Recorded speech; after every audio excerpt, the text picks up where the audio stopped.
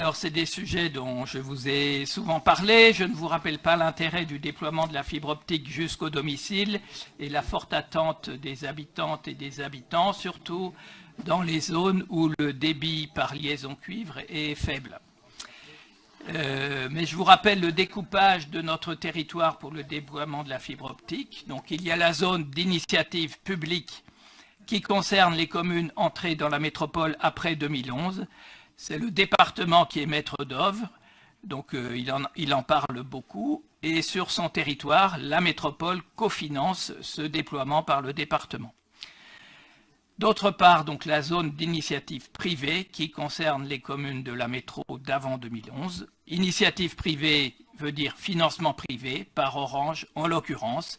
Une convention avait déjà été signée début 2016.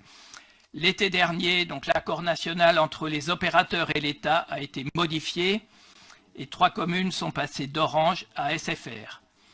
Par ailleurs, les termes des conventions entre les opérateurs et ses partenaires ont été modifiés et je ne citerai qu'une modification, donc les engagements des partenaires sont désormais opposables.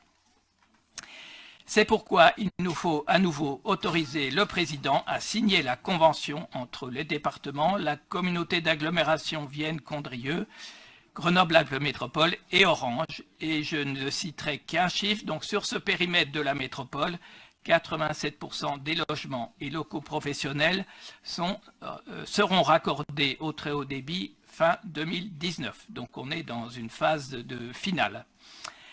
Donc je termine ainsi en rappelant l'effort financier de la métropole sur la zone d'initiative publique et l'accompagnement technique et politique sur la zone d'initiative privée, avec le cas particulier des communes passées à SFR, qui nous occupe beaucoup et nous préoccupe beaucoup.